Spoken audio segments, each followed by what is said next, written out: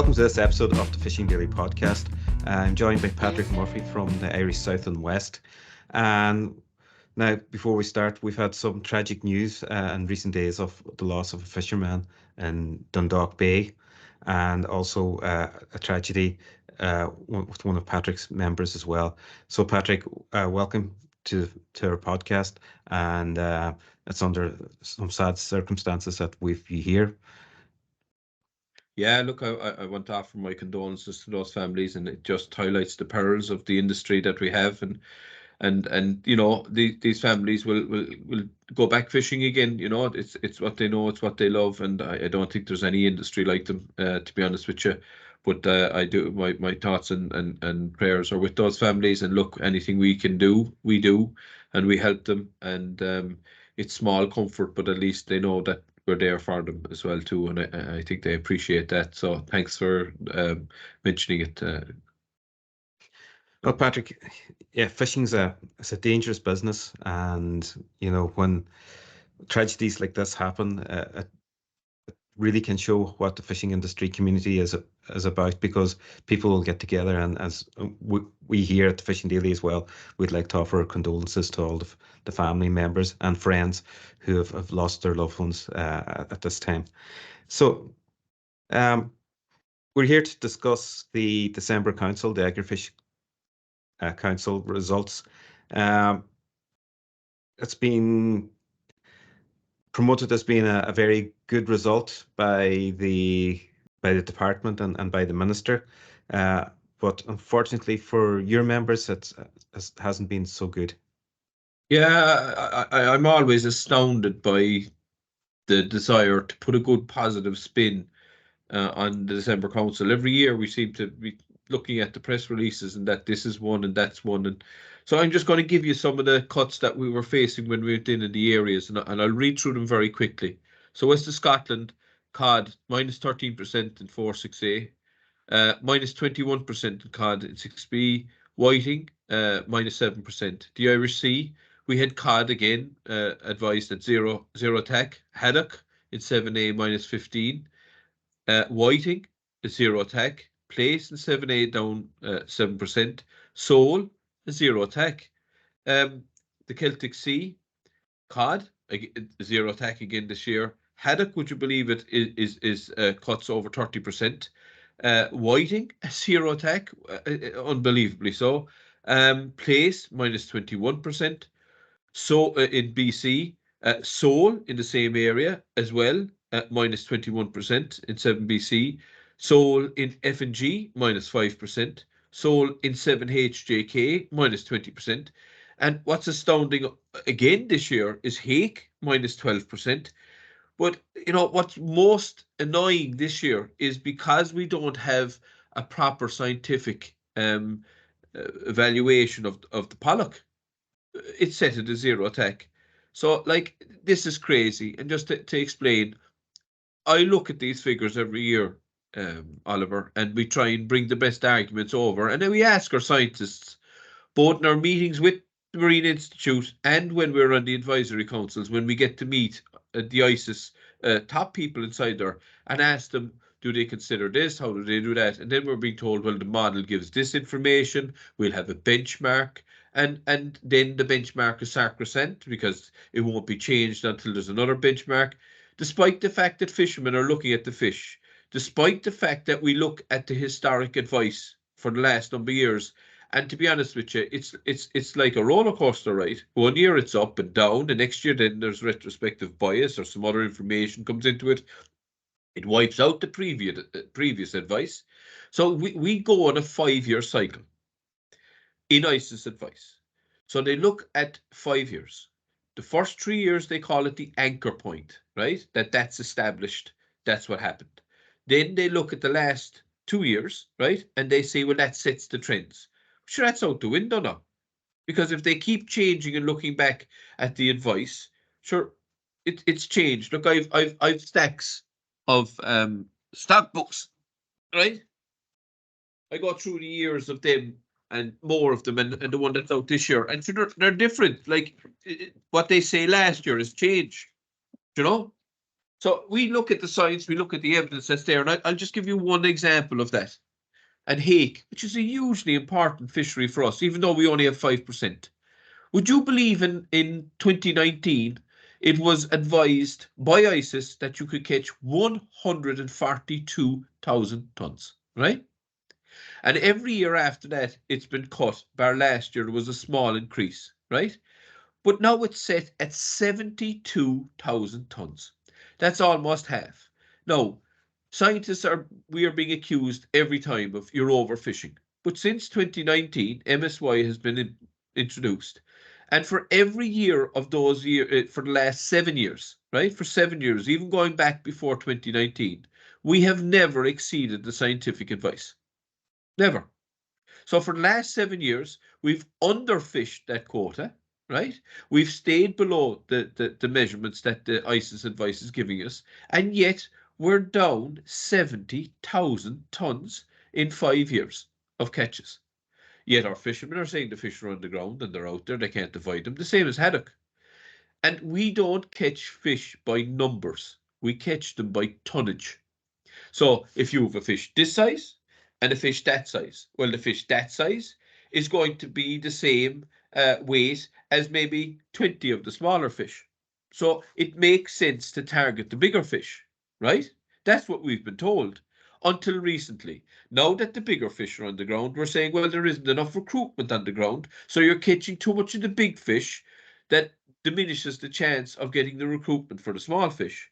And we keep saying, well, the reason why you're not getting the big fish, the small fish in the catches, is because we've changed the gear and our techniques and staying away from spawning grounds and everything else to avoid catching the smaller fish, like you told us, because you promised us we get more fish. No, I'm not telling any lies. This is a fact, and anybody watching this will tell you that's exactly what the scientific advice has been for a number of years. If that advice has changed, then the whole way in which ISIS evaluate and create their models must change accordingly, right? And the whole way of we're evaluating of catching fish must change immediately if they believe that by changing the gear sizes. Why? We should go back to catching the smaller fish if now we're targeting the bigger fish and we're letting the smaller fish away, and have a mixture of both, right? And we brought this up years ago that this could have this effect, and now it's proving true. So we have a scenario where we've all big fish now on the ground. Boats are tied to small quotas. Fish are everywhere. Every type of methodology of fish that's being used outside there is catching these fish. So we're jeopardizing the reputation and the livelihoods of our boats by telling them, well, we know the fish are there. We know they're there in massive numbers, but the wrong age class is there, so you can't catch them, even though your gear is specifically designed to catch the bigger fish. So it's like entrapment. It's crazy. Now, if somebody had the argument with me and they said, right, we'll build in the socioeconomic impact of that and the realities of fishing on the ground, and we'll have a look at the 31% and say, right, we might have to extend out the recovery of this stock by a few years. So we'll do maybe a 10 or 15% cut and see how we're going. No, that would be a compromise. That's what I would like to see happening in the December Council and the meetings with the EU and with the UK bilaterals. Problem is, you see, if you're a country that have more on paper than you have inside your fish box, when you see a cut like this, it really doesn't concern you because you're not dependent on it.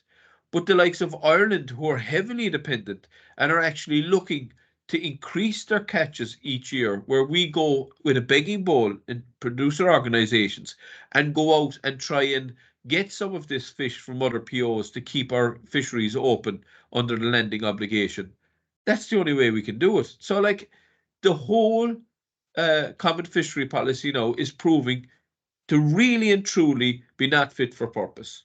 Right? It just is not fit for purpose if you're going to protect one of the pillars of the common fishery policy, which are the coastal communities and the people most dependent on it. And the evidence is there. We've lost another 40 boats again this year.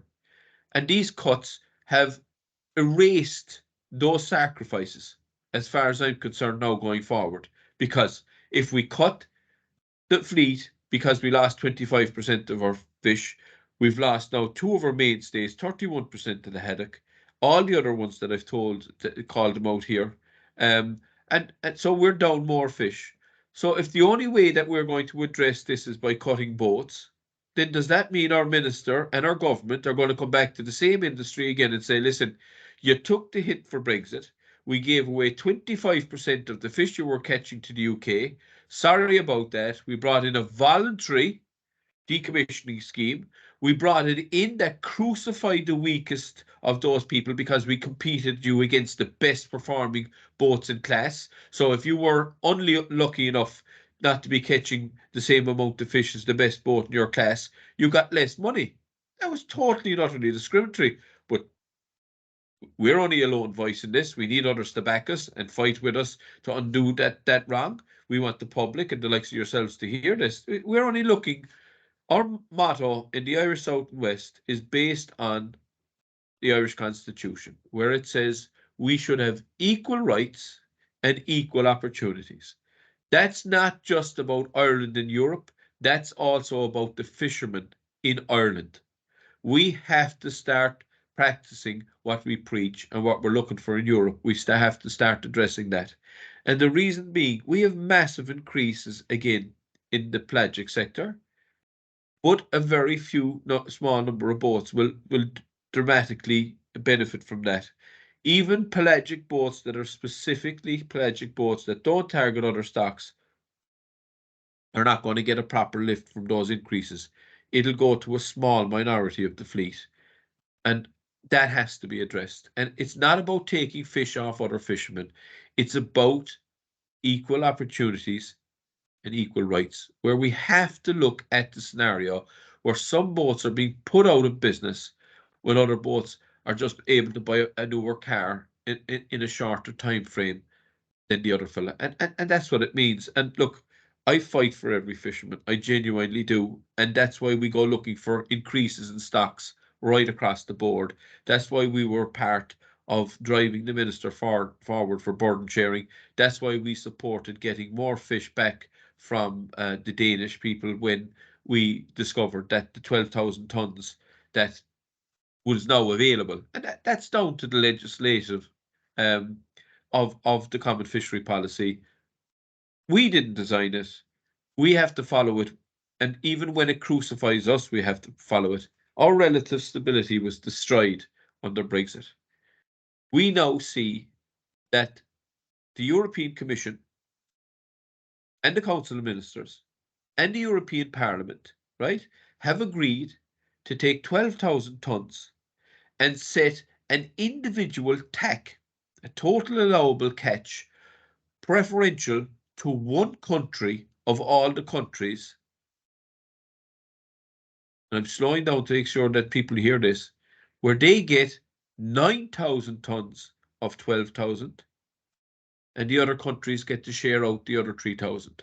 When our relative stability was absolutely destroyed and acknowledged in an STECF report where Ireland paid in practical terms 40% of the bill to Europe. And how do we know it affected our relative stability? We lost 40 boats inside in our Demersal sector. And it would have been a lot more if the minister gave the proper money to the boats, but fellas couldn't because they had so much debt. If they cashed out, they would have lost. We had people who had to cash out because the banks put pressure on them. There was nothing voluntary about that system. So I'm really angry about what happened in the negotiations in the December Council of Ministers. I'm sorry, no, the only thing I brought back was a head cold and blocked nose and chest infection, unfortunately. But I just want to touch on one of this, why we go out there to argue, why you and the others need to know the amount of work that we put in. We go through those stock books. We look at the past history of the stocks. I just gave Hake as an example. And what we try and do is bring arguments to the table, credible arguments, legal arguments, that allows our minister and their staff to assist them to make those same arguments on our behalf in Europe and in the meetings leading up to the December Council. And one of the ways that I'm really angry about what happened was to do with pollock. So we have seen that fishery not properly accounted for by the way that science is lacking. It's a category 5 stock for evaluation. So one of the main ways of establishing whether that stock is healthy is on landings. So the crazy scenario, if you have good landings, there must be plenty fish there, ergo rise it, right? That doesn't take into account effort, other geographical changes, reductions in fleet sizes, changes from one boat to another opportunity dropping up, more seals coming into it. There is a whole raft of other information that we believe in the industry that should be taken into account before you make these decisions, because the model is a computerized system. You feed in the data and it spits it out the other end. So if you're not giving in the requisite data, and you'll hear, oh, there are different contributing things. So here's why I believe that it's horseshit. Ireland had recorded catches of 300 tons last year, right, out of their quota. They're only given 58 tons this year to cover the bycatch. Now, if we caught 300 tons and they brought in a bycatch provision, then they obviously didn't go and recorded landings to say, well, this country caught 300, the other country caught 400, so that's 700, the other country caught 100 or 50 and added up that way. They did it on a different methodology, right? And the methodology, I was told, was the model was fed the information, and for the stock to recover by 20% next year, we would have to be cut 78% of the fish that we were catching. I think it's 80%, right? So that means that you've reduced the stock that was being caught by 80%, and next year you'll only see a 20% recovery. Sure, that's horseshit. That makes no mathematical sense whatsoever. That means the F range, the ordinary mortality of the fish, exceeds the F range of the catching sector. So, like, and I've argued that in front of the minister and with the scientists over, and they said, well, that's the model. But the worst part about it is that that was done on a benchmark, right? So they looked into it and they said, so when is the next benchmark going to be like? 4 or 5 years' time? So we're going to be stuck with that data, because we can't now say, well, catches have increased, right? So you increase the quota. We can't, because we've been restricted on the catches. So now we have to follow the model, so other methodology that's there, which is not there.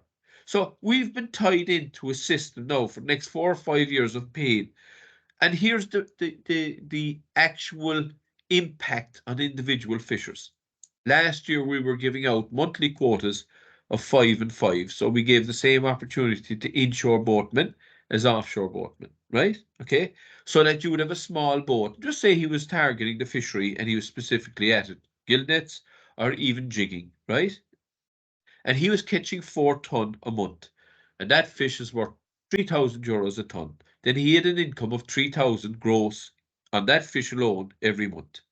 Now, as a member of the QMAC, because we have to balance 58 tons for the entire year for the entire fleet, otherwise we close down the other fisheries, right? The maximum we can give out is a ton of fish in the calendar month, right? And praying that boats don't catch it. But the specific small-scale boats that we're targeting this fishery now, maximum they're allowed to catch from 5 ton reduced is 1 ton.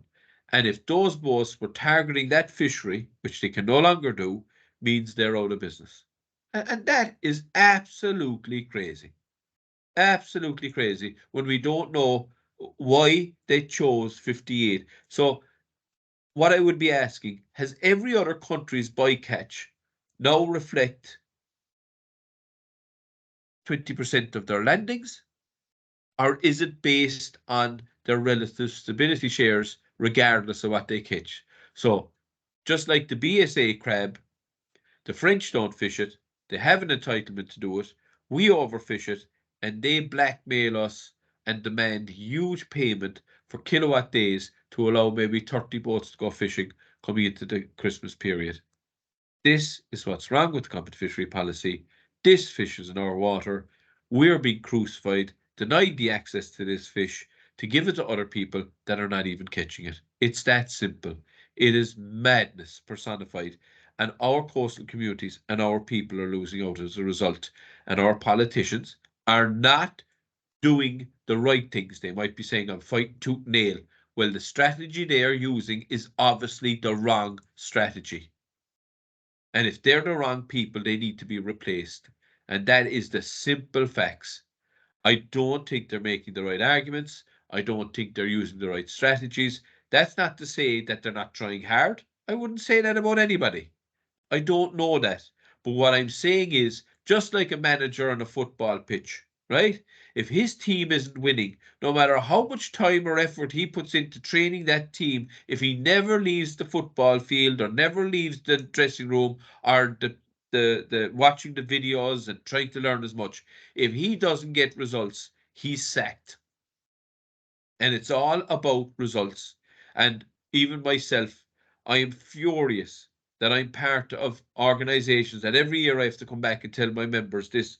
It's less, lads. You have to struggle with less. We have to go out now, and we in the industry have to go to our colleagues in other countries. We do to go with the begging bowl and try and make deals that we give less fish to get back higher returns and depend on the gratitude and goodwill of our fellow fishermen in other countries to allow us to continue to fish in our own waters. That's what we're down to now. And if they're willing to do that, why isn't the administration willing to do it? It makes no sense. So the fishermen are saying, yeah, I'm not catching this fish. I can give you more. Give me of something else, right? I'll take that. I know it's less money, but we're helping you out. And I'm not using this fish anyway. I'd rather see you get the benefit out of it rather than let it go to waste. Doesn't that make perfect sense? So why is it that the administrators and our politicians can't reach the same consensus as our fishermen and do it legally? Well, there seems to be it's not a lack of will, as you said. It's not a lack of effort, but it's a lack of know-how. Um, as I said before, common fisheries policy is it's not fit for purpose. Everybody knows that's my opinion on it. It never has been. It's always been about a colonization, and that's a radical thing to say. But yes, it is about the colonization of our seas and taking from it and making us go back to beg to get fish for in order to not be illegal, and that's an absolute crazy scenario. Yeah, well, you're not radical in what you say. You're telling it the facts. And how do you know these are the facts? Because we have the likes of Norway coming into our waters, catching over 3 times the amount of fish we're allowed to catch in our waters, right? And they're not in Europe, a Mhm. member of the European Union. So the European Union trade our rights in our waters to get more rights for other countries in Norway. We get 15% of the ash and we get 300 ton of cod. I don't know what percentage of the cod it is, it's tiny. But we give all of the access for blue whiting. There's nowhere else they got to catch the blue whiting but in Irish waters. And they're allowed to catch 3 times the amount. So not only are they allowed to catch the pro rata share of 114,000, it gets topped up then under the provisions inside the treaty and the bilaterals between them, right, between the EU. And then we also pay another 48,000 tons from Europe, and we pay part of that for other people's fishing rights. Like, the person that drew up that deal reminds me of Eamon Ryan with his head back inside the doll and snores being heard from him when it was going on.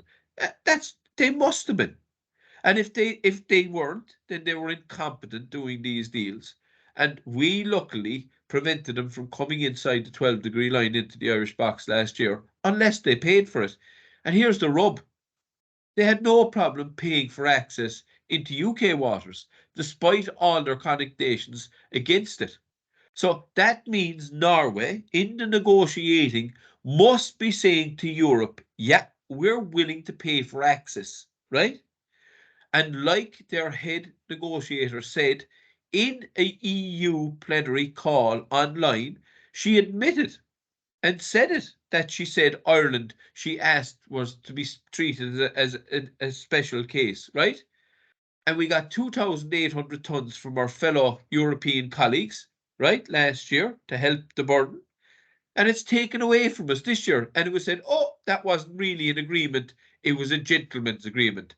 Well, I wouldn't call them gentlemen or gentlewomen to return and not put that forward again this year. What's changed? Have Norway stopped fishing inside Irish waters? Absolutely not. Are they still catching 3 times and more inside Irish waters than the Irish fleet? Absolutely. Why should the gentleman's agreement be thrown out? Are they still going into Norwegian waters catching fish? Yes, they are. Are they catching more fish? Have they more entitlements in Europe in Norwegian waters than we do? Yes, they do. So, like, we have to start leaving the table now at this stage. We have to start invoking the laws of Europe. And we can't change the laws like I was told after Brexit. Oh, no, they weren't there beforehand, but we voted them in afterhand. Why would you do that to your own people? Sure, we had to get other benefits elsewhere. We'll come out straight and say it. And if you have a minister or MEPs or anybody else that's done that to the fishing industry, they should be sacked because they're admitting to shafting you. Why would you vote these people back into the positions to shaft you again at the next time they're negotiating? And I think there'll be more on this, Oliver, when I get the proof and the evidence to show you what I'm saying is right and that how we've been shafted once again.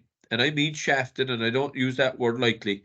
And yet you see the press releases. Christ, we did a great job.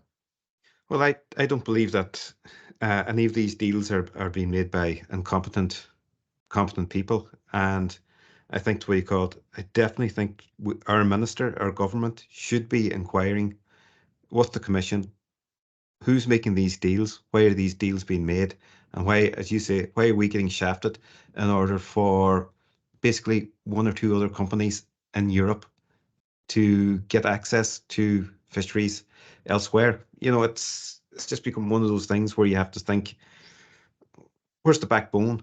Where is the backbone in this country? Where's the backbone in the government? They're pretty well able to hammer down on their own people in regards to energy costs and everything else to get there. But when it comes to going to Europe, looking for something or asking to get their rights recognized, it's a no-no. And it's like they're scared. Yeah, you see, you read, we got mackerel back. So let's be realistic about this. Because Norway and the Faroes and Iceland keep increasing their quotas, autonomously, forget my pronunciation of the word, they're raising their quotas above and beyond what was agreed or even suggested historically, claiming that there's more fish in their waters and under the zonal attachment, they can get more fish. And that's not true anymore. And they can be seen. They're catching fish into the international zones, not their waters. The Norway is coming down into the UK, catching their fish there, right? So in actual fact, it's probably the UK in a few years' time will have that argument about zonal attachment, not Norway, right? The EU does nothing about it. And then they allow ISIS to come along, look at the overfishing and the figures and go, well, lads, the stock can't sustain it now. It's going down, even though it's in a high productivity at the moment. So we're going to cut it 5%. And you ask them, our government and the European Union, to do a sensible act, which is ask ISIS as their client to do a forecast on if this continues, how long can the stock sustain it before it falls below B limp? And they won't ask. Nobody asks. So they all say, oh, we're for the sustainability of the stocks and everybody should fish sustainably. It's like thinking you're blind, deaf, and dumb, or that you haven't got a grey cell between your ears to be listening to this nonsense. It is the emperor with no clothes scenario, right? And they won't do it. And yet ISIS then cut the stock 5% this year, right? 5% last year. And now we'll pay another 4% to the UK on top of what we paid last year. So we're down 9%. And 9% of 55,000 tonnes, right, is just over 5,000 tonnes. I'm not going to go to the exact figure. So this year, we're getting back, as the minister announced, around 2,000 tonnes, right? So we're down, there's a shortfall of 3,000 tonnes. And for anybody to say that that is a good negotiation, I wouldn't agree with it. Definitely not, Patrick. It's one of those situations where, it's it's just gone too far. There's been too many years of this, and another thing that we're looking at as well, like we're looking at so many different things that's happening, and the fleet getting smaller and hammered. As you said, we've lost 30, 40 boats from 40. the Demersal sector this year. It should have been 60 if the government had their way. We've got a seafood sector task force outcome that's not really benefiting the country, benefiting the fishermen. And now we've got a pelagic fleet liquidity scheme, and there's issues with that as well. Could you tell us about that? Yeah, well, look, anybody would give out about fishermen getting money, especially when they've had it dwarfs the losses over time of what they'll get, right? But it just shows the disparity between one fishing boat and another, when the top boat can get 1.18 million and the bottom boat then is getting 200,000, right? That's the way it is. All boats getting money, nobody complain. People can't pay their electricity bill. So it's a huge help. I won't knock anybody for that. But isn't it shocking then that you have discrimination once again entered in such a simple scheme, right? So if you didn't take a tie-up outside of the reference months, which is January, February, March, or November, December, you were exempt from any payback, right? If, however, you got caught up in the last 2 months of the new scheme, right? You were dragged into having to pay back money under the rules of the EU, right? But the rules are there to be interpreted, okay? So when we went to the department and gave our viewpoint of how this could be, boats could be exempted from this, they accepted some, not others. They went back to the European Union for clarification. And one of the things we insisted on was, look, how can a boat be expected to pay back money on a fishery and a calendar month that you've included as a reference month for the scheme when there was no fishery? So there was nobody fishing in December. So why did you include that calendar month? In other words, you didn't include June, July, or August, right? Or May, or April, right? So how come December is included and boats that had no authorization to go fishing, just like those other months, that there was no fishery, now have to pay back money from another scheme?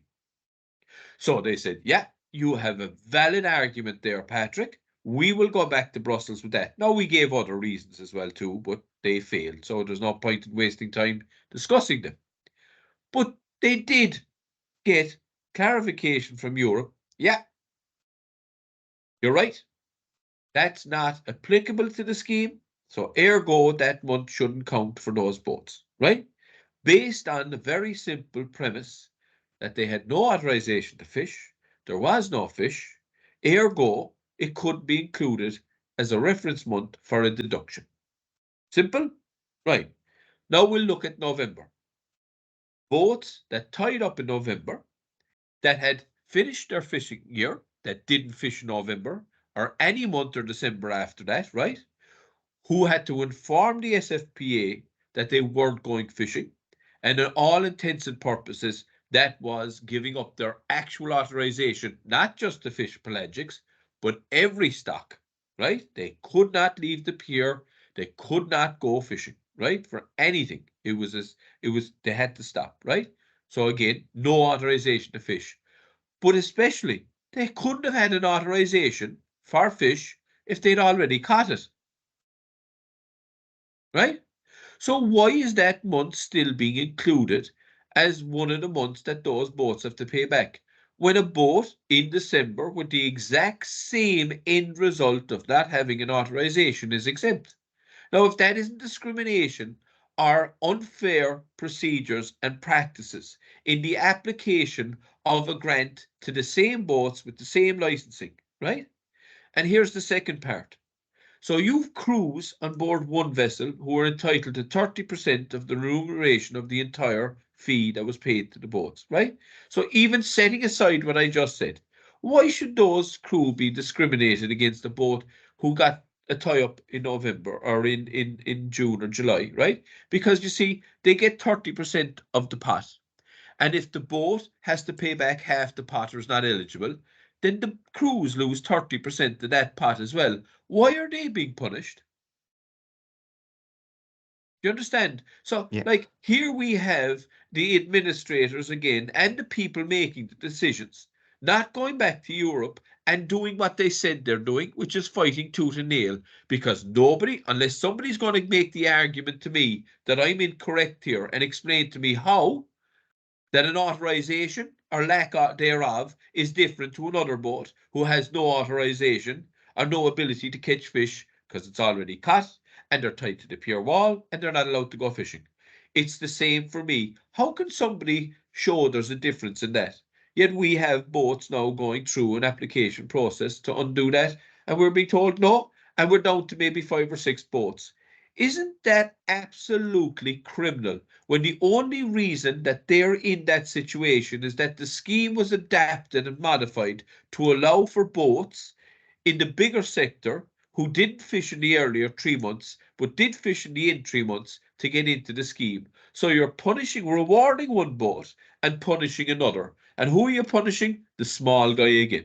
You're punishing the fella that needs it the most. That's what's wrong with the governance in our country. That's what's wrong with fairness and fair procedures in our country, even within our own industry. And I'm tired of calling it out. And then people saying, you're a begrudger, you don't want the other fella. Absolutely not. And I was accused of this. And I'm going to say very simply, it's on the record, folks. You can go into the task force and you can see the submissions that I, on behalf of my board of management, who we sat down for days and days to put together to try have it a fair and equitable way of giving money to boats, all boats, who had losses in this fishery in the pelagics, not excluding one over the other. We had to accept, and we did accept, that more boats would get more, even though there's no ITQs in this country, but fair enough. We'll settle for that. But to deny boats from getting the full amount and their crews from being punished coming into Christmas again this year when the industry is in such bad feckle, when this money, guess what, folks, will be given back to Europe if you don't give it to the boats. Like, you couldn't make it up. It is crazy. So that's my rant now, and a frustration, anger about what's going on in our industry at the moment. And people say to me, well, why don't you do something about it? Jesus, lads, I'm trying to go to Europe. I'll bring these arguments to the table in Europe and people will back me. If people want this to change, they can see what's happening around them. Do they think it's going to change the way things are happening now? I'm doing my best, Oliver, as you know, and anybody that knows me knows. But like, it is frustrating to see the door in front of you and knowing if you get to the other side of that door, you can affect change. They will have to listen to you on the other side of the door. But the only way I can get to the other side of the door if people put me there. That's what I'm asking for. Patrick, look, we're in a situation in this country where we need better representation. We need stronger representation. We need people who's got, as I said before, who's got backbone. We don't need people who goes to Europe or anywhere else and stab the country in the back or stabs the industry in the back when they're there. You know, we're at a very, very critical time where we need a united front, and that has to come from right from the top down to the bottom. It has to come from the government, through the ministers, through the fish producers, through the fishermen themselves, and it has to, what you call it, the message has to be loud and clear, is that we're tired of other countries getting the benefit. We're tired of not having a proper system within our own country in order to manage schemes and everything else, and it has to happen. So, Oliver, I'll tell you, I don't want everything to be bleak. We try and look for the positives in what we're doing. I don't want people to think that there is no future here. And people tell me, Jesus, Patrick, if they listen to you, they give up. Please don't. We have the richest fishing grounds in Europe. They're not going away. And even when they go down, lads, they'll replenish themselves. It's a case of hanging in there, right? And I know we can change it. I know it will change. It can't. They can't. We did an interview with the French. Even the French have said it. Even a man landing fish into the back of a lorry on the pier in Castletown Bear said this should be done. And a boat competing with us. So he said, look, if there's extra fish there, it makes no sense not to give it to those most in need. It's simple as that, like. So that's the hope. I brought my daughter out. She was transition year, and in fairness to the minister and his staff and to my colleagues, not one of them objected to her being inside the room to see it. She's 16 years of age. She came back after 4 days with a greater understanding of what is going on in the industry, and she's listening to me for years, and all my children are. It was only when she went over and seen what went on there and the amount of information that was coming that her eyes really opened and that she paid attention and she started to understand the complexities of the industry. And that was a 16-year-old innocent going over there. So it can be done. We need to get the message out to Europe. I don't believe these people would do what they're doing or be as callous if they could actually see the hurt on the ground and had the right message over there. Set aside the mine and yours, and I'm keeping mine and you're not getting it, or the selfish kid inside that won't share his football with the rest of the kids. You know, we have to get past that. We are an industry, right, with colleagues right across the thing. And what unites us is the same thing. We're sharing the same fishing ground. We have the same risks. We have the same hopes and dreams. We might have a different language. That's all that separates us. And these people know that. And as the proof is in the pudding, we are getting POs in other countries to liaise with us, help us out. We need to get that message up to our administration, the people on top, and to stop the egotistical arguments inside rooms, and the only one suffering is the fisherman. When it comes down to the fishing industry at this time of the year, December Council, Common Fisheries Policy, we get very little national coverage, especially on our national broadcaster. It's like the December Council never happened. There's nobody there from RT standing there going, Mr. Murphy, how did that affect your members? You know, it shows you really where the country's priorities is lying, and the government's not really interested in the old traditional industries, and it's all tech. Well, So it's difficult to get young people to get involved in something that they're feeling that is old hat, if you know what I mean. yeah, but you see, Oliver, this isn't just about the fishing industry now anymore. This is about rural Ireland. This is about coastal communities. This really is detrimental. And just for ordinary people watching this now, just to give you a very simple set of figures. In the 1920s, we had 53 people of our national population involved, earning their living through agriculture and fisheries. In 1973, that figure had dropped to 23%, and we were modernising, and the country was becoming more and industrialised and everything else, and there's nothing wrong with that. But when you see that drop to 3% in 2023, you have to start to wonder what went wrong here. We have the richest fishing grounds. We have the best soil for growing food. We have the best agricultural system on the planet. We have plenty of water, which everybody else is crying out for. We're being flooded with it, right? And we can't make use of those resources.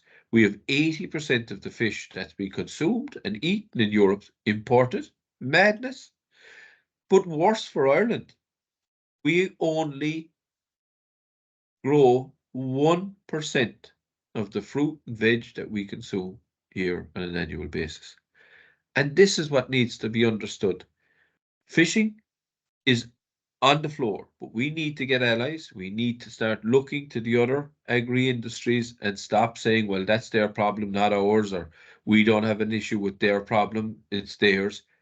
We're all under attack here, like. And like, if you don't have mechanics servicing agriculture and fisheries, you won't have them either. Like, I don't think people see how bad things have got, despite the fact that we have all the ingredients to have one of the best industries on the planet. Genuinely, like, it makes no sense. The only sense is that it's down to mismanagement, and it's down to us not getting our equal rights and our equal opportunities to our own resources. Well, Patrick, the great thing that we're told is we're one of the richest countries in the world, but unfortunately, I don't see any of the money in my bank account. So, being other people's, but this is our problem now, is that it's all about money, and it's not all about the real important things that needs to keep a country sustained, and that's agriculture, fisheries, keeping young people in the country in order that we keep a renewal of the population. It's one of those situations that we're in. But I'll have to leave it there today, Patrick. As usual, you're one of the best speakers in the world. So, and it's always interesting to have you on here because you get the full facts of what's happening in the fishing industry. And we'll have you back again in the new year. And thank you Please for joining God. us. And Oliver, thanks very much. And as you said, if we had more interest in the media, maybe we'd be able to get a little bit more pressure and a different strategy, maybe. And I think with the richest fishing grounds, we cannot but win. Thanks.